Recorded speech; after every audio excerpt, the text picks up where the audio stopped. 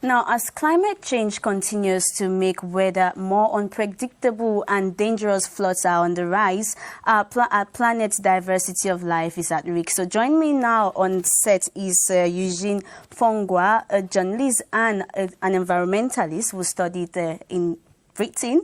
He had achieved an award and then a scholarship, So with him, we're going to talk about the effects, efforts, and what needs to be done to fight climate change. Hello, Eugene, and welcome to the program.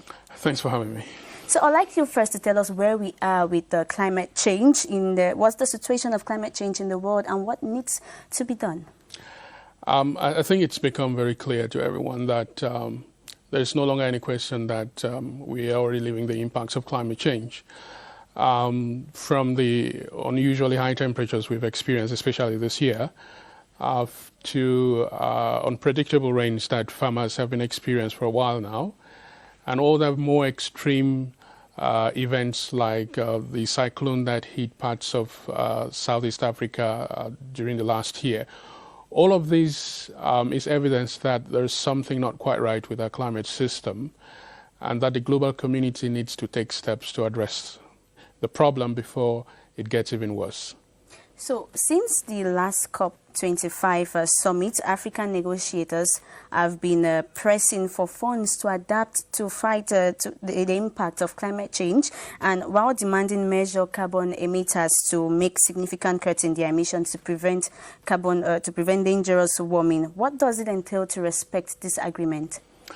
Well, as you point out, the international community and especially the African negotiators have been trying as much as they can to put the African case on the table, which is that Africa cannot be held as responsible for climate change as industrialized countries, because it's their consumption patterns and how they industrialize that cause climate change in the first place. So there's a sort of debt from industrialized countries to African countries who are already facing huge impacts from climate change.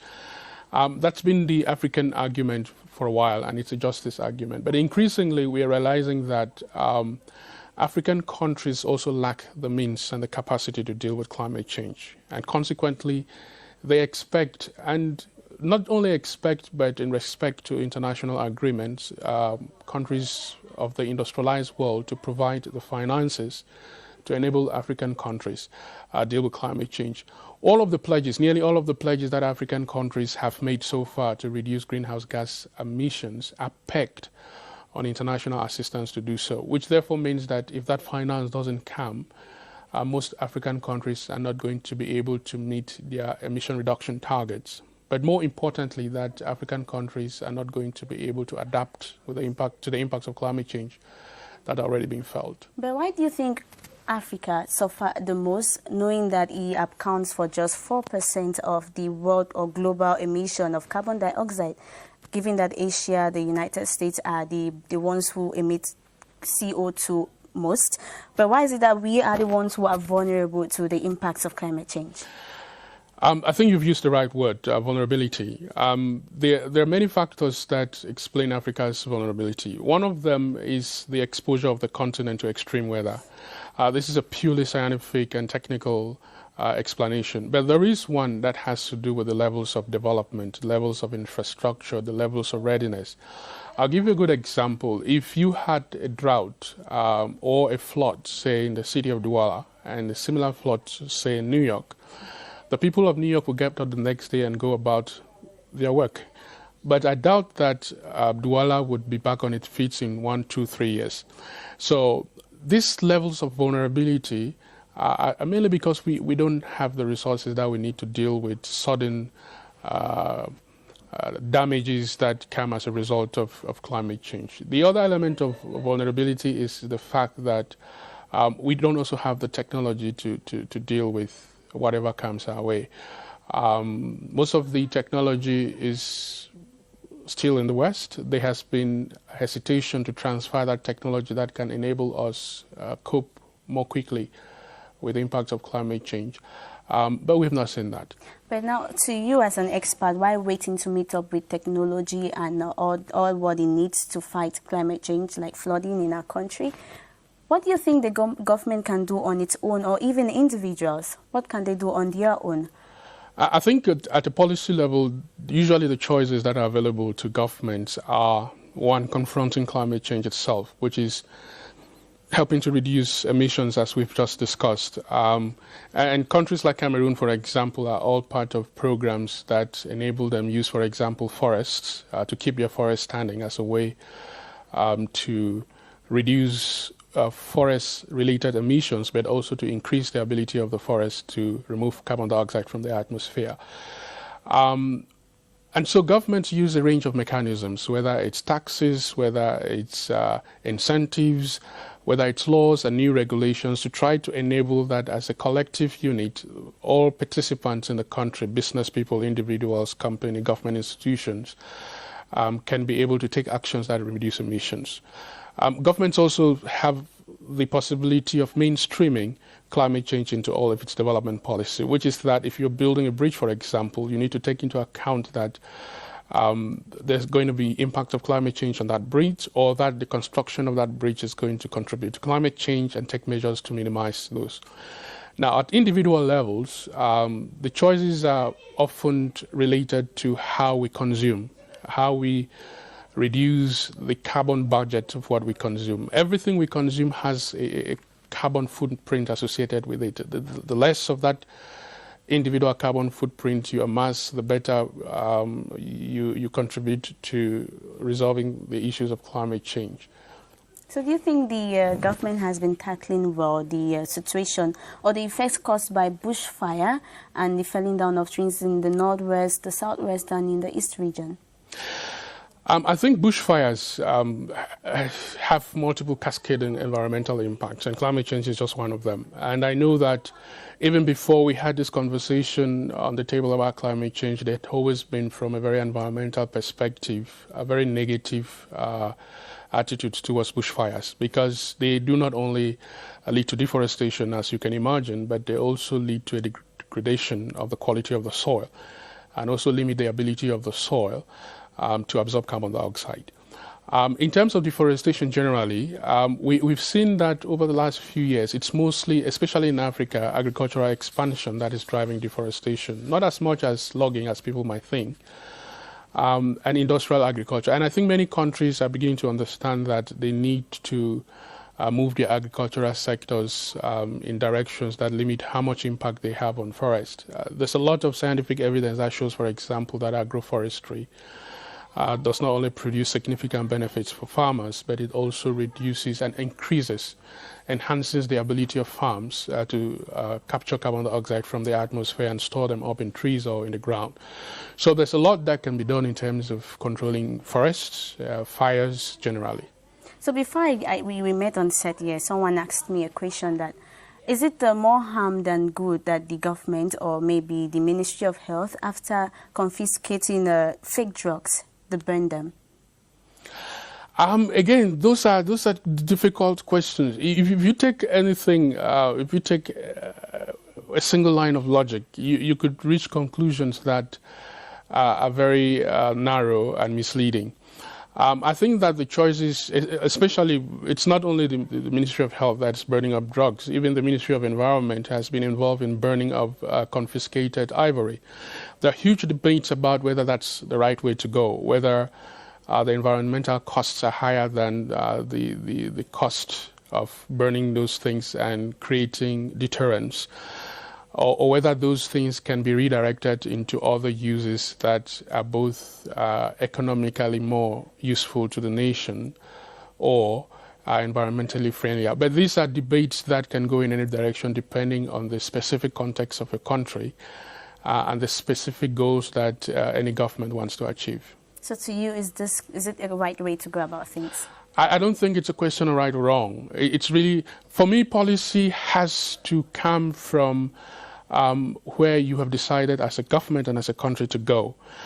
Whether that's the right direction is a completely different discussion, but policy cannot be determined in terms of right or wrong based on what multiplicity of views are existing on the subject. So we know there are a lot of pledges and actions that have been put in place to fight climate change, and one of which is the Paris Climate Agreement that was created in 2050. But it seems reaching its deadline in 2023, because beginning from this year, they have countries who have pledged have to start giving their report on how they are reducing the emission of carbon dioxide. So it seems they are far. It's far from over. Oh, yeah. I mean, the Paris Agreement was only a turning point in the fight against climate change. It did not at all signal that we are getting close to definitely tackling climate change.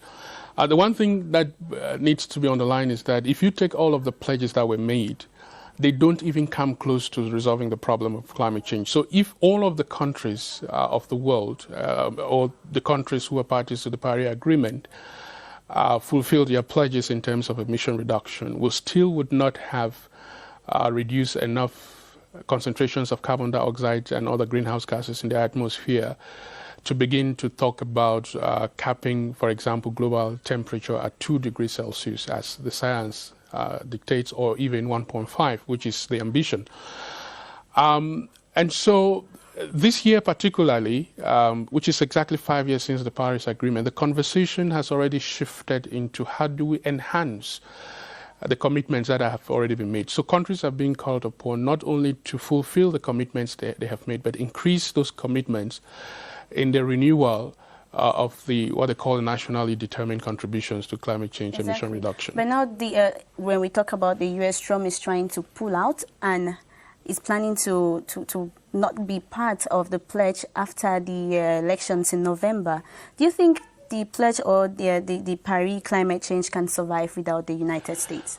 Well, the very first unfortunate thing about it is that the U.S. is one of the largest emitters. And that's the bad thing. So without the U.S. on board providing leadership, that could lead to hesitation from a lot of countries. And we have already seen a lot of countries begin to hold back, particularly because of the attitude of the U.S. However, the global community seems committed to go ahead in spite of the position of the U.S. Even within the U.S. itself, there are a lot of governors, for example, states, for example, and individual corporations that have taken massive steps to reduce their contributions to greenhouse gas emissions and participate in the global effort to minimize, to halt climate change and minimize its impact.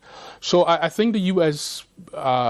Position is more of a demoralizing impact on the whole process, but in terms of the capacity of the rest of the world to go ahead, there's still hope. All right. Okay.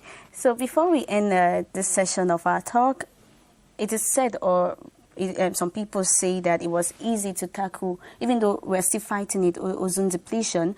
But when we talk about climate change, it seems to be a bit difficult. The reason why climate change is more difficult, a lot of people have referred to it as a wicked problem because it's difficult to sort, is that there are so many interlocked issues involved. There's the economics of the energy sector, there is state sovereignty, there is the whole debate around responsibility and duty for climate action. And so climate change has developed a lot more political traction than some of the environmental problems we have seen.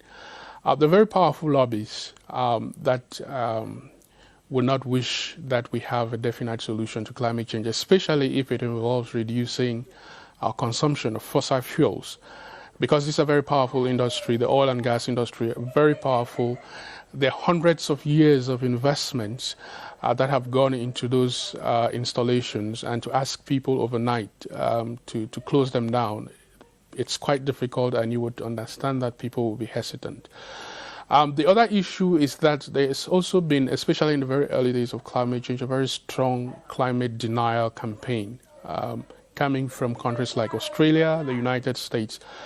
And it gained traction in spite of the fact that the science is clearly telling us that climate change is happening. But when you have people who are respected scientists, who are strong voices telling you that climate change doesn't exist, when you have world leaders like President Trump saying that climate change does not exist, it creates an atmosphere where it's very difficult for the world to really unite the way it ought to unite to be able to deal with the problem once and for all.